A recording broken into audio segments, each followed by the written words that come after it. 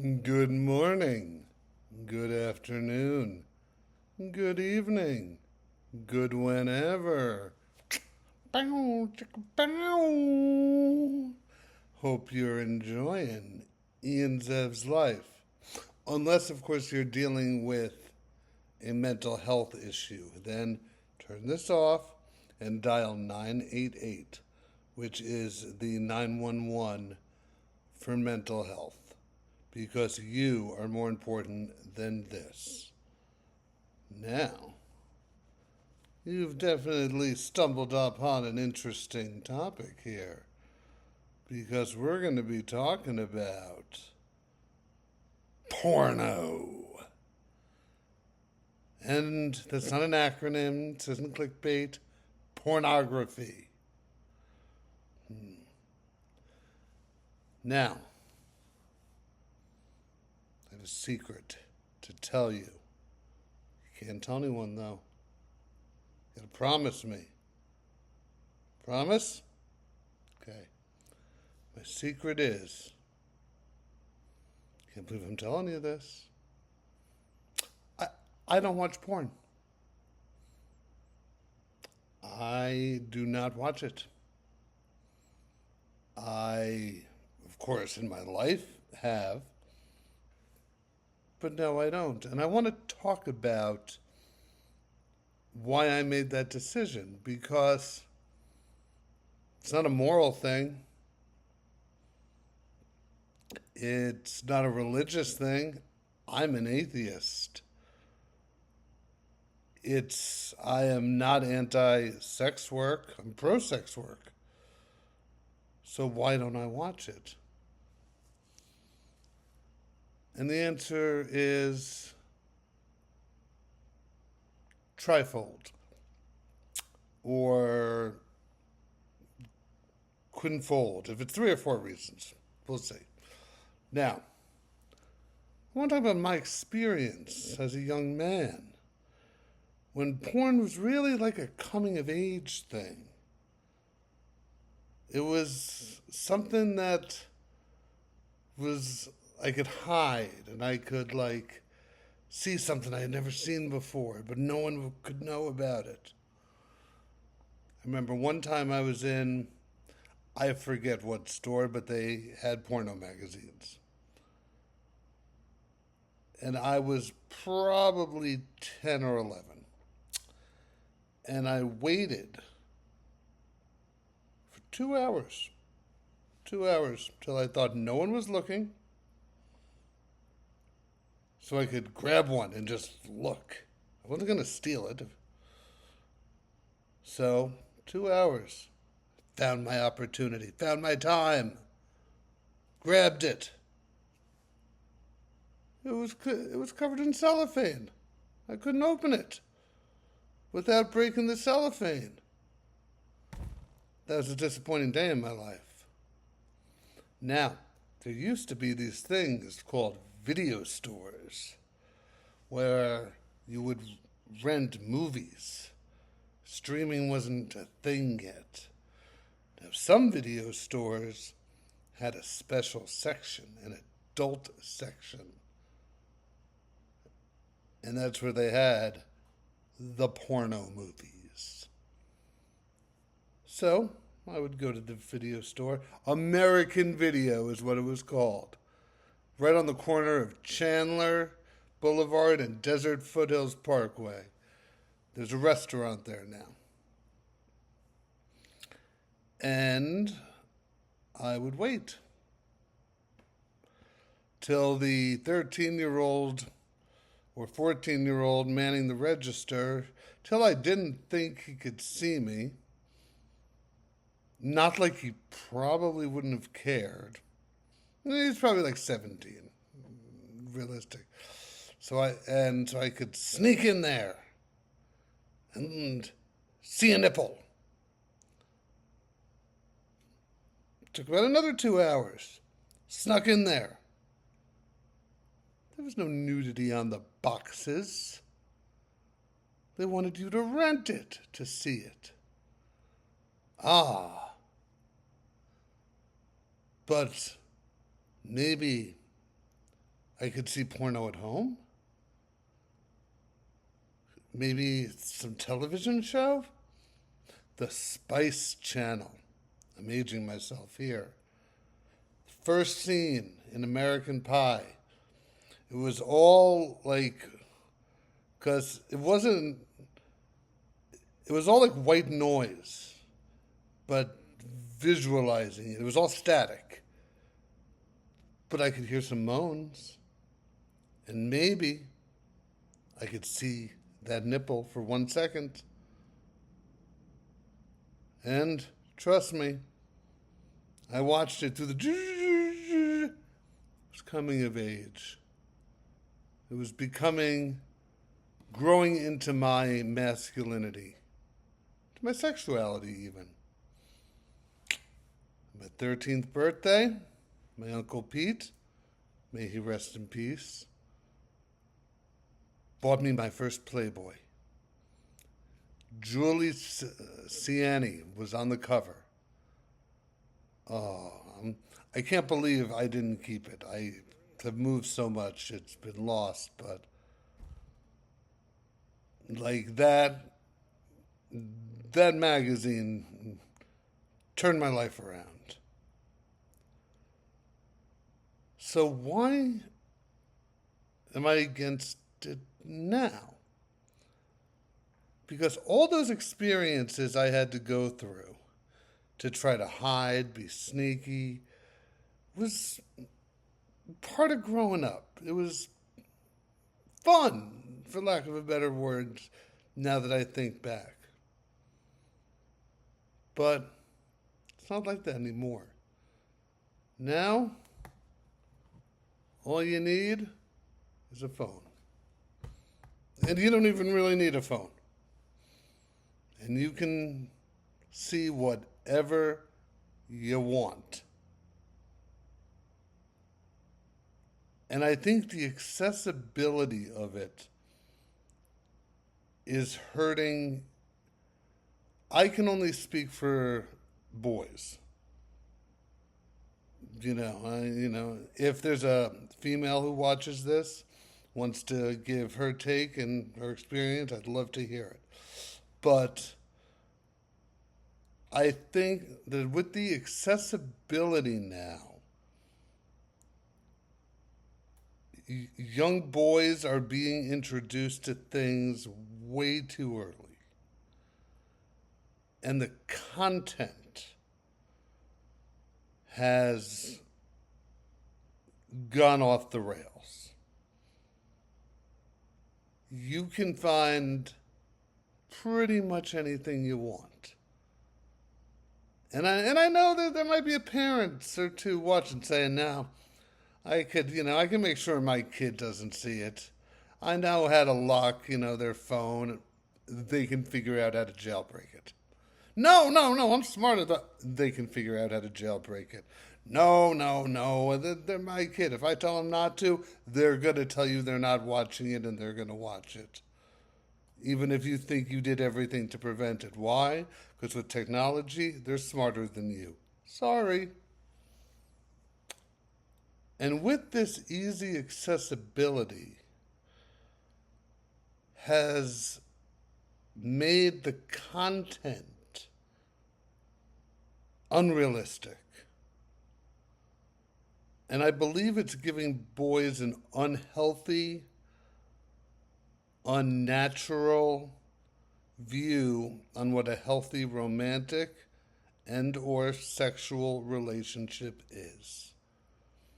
You can find whatever nasty thing you want if you look hard enough. And I think that the age of boys being exposed to graphic sexual content is hurting their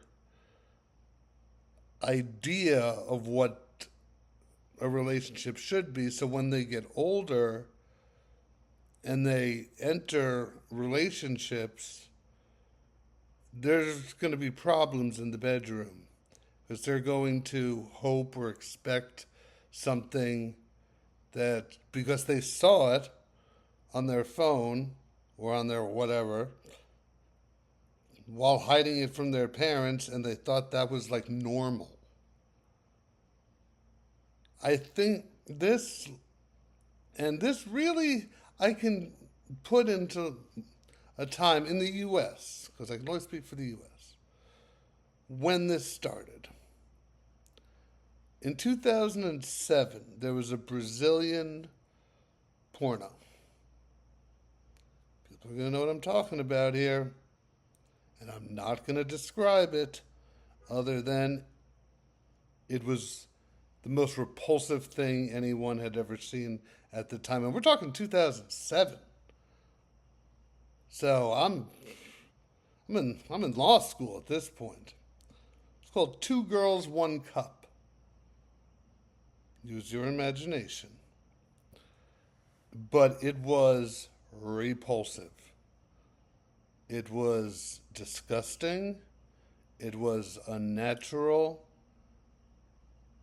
And had I been exposed to that at, let's say, 10 or 11, I don't know how it would have warped my mind. Now, Two Girls, One Cup would still be deemed disgusting, but it wouldn't be so outrageous. It wouldn't be the worst thing anyone's ever seen. Because at that point, I think it was the nastiest thing that had ever been aired or made in the U.S., or at least the nastiest thing I had ever seen. You know, or maybe I was sheltered, but now you can find way nastier. And I don't think that's a good thing. I think it's breeding a society of unrealistic expectations. So you take the unrealistic expectations, you combine it with really easy accessibility. Sorry, Mom and Dad. Your little Billy, he can find it. No, but he can find it. And sexuality is just going to become so much more confusing in this world. You know, it's just all over the place. So, I made the decision, it was like right before I moved to Arizona, that I didn't want to be a part of that. So I just stopped watching it. Yes, I'll admit it, I was a connoisseur. I didn't pay for it, of course, because I had my phone, just, app, boom. No, I'm not going to list the names of the websites. And just, boom, watch it. I made a conscious decision not to. Now, obviously, I was raised with my own experience, so I don't think I'm susceptible to these issues that young men are now. But I would be a hypocrite if I say, you shouldn't, but I can. No. If I give somebody a piece of advice or a suggestion, I better be following it. And when I volunteer, I have nephews. If they ever have questions for me, I want to be honest and upfront. And then there's another reason.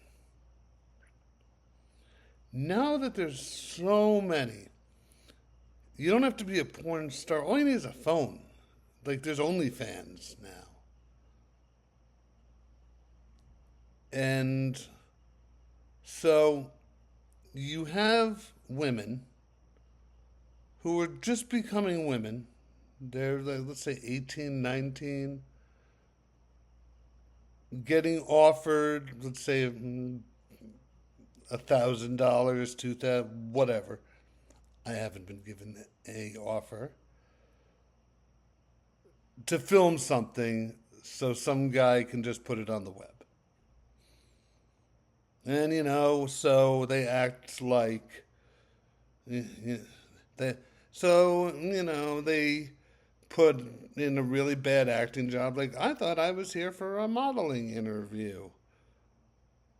And then, no, it's really a porno. And, of course, they're in on it the whole time because it would be illegal otherwise. Sorry to break it to anyone who thought that stuff's real. But they film it, they take the money, and it comes back to bite them years later when, let's say, they graduate college and enter the workforce. And it's out there, and it's on the internet. Good luck getting it off. And I deem myself a feminist somewhat. I feel like the definition of feminism changes all the time. So in this situation, I'm a feminist. And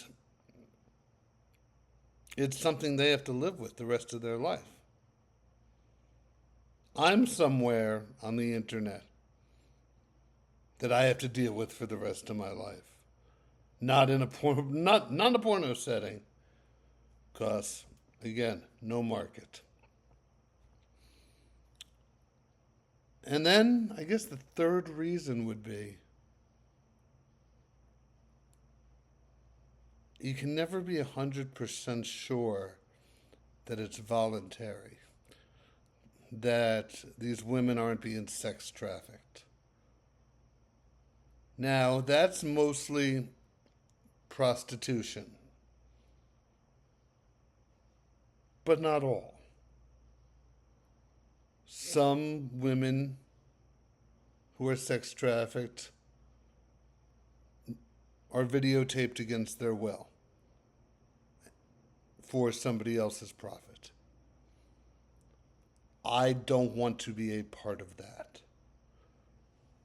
So I loved it. I loved porn back in the day. But I just couldn't, my own morals, not based on the Bible or what anyone told me, just said, no. No. It just didn't feel right anymore to watch that stuff. I don't judge anybody. Well, I judge the people who take advantage of other people. Them I judge. But that's my take on porn. So you might have clicked this expecting something a little different. Sorry about that. But the thumbnail is actually the Julie Serini, I believe. Julie Cialini, who was on the cover of that Playboy that Uncle Pete bought me at 13. I love you all. Have a good night.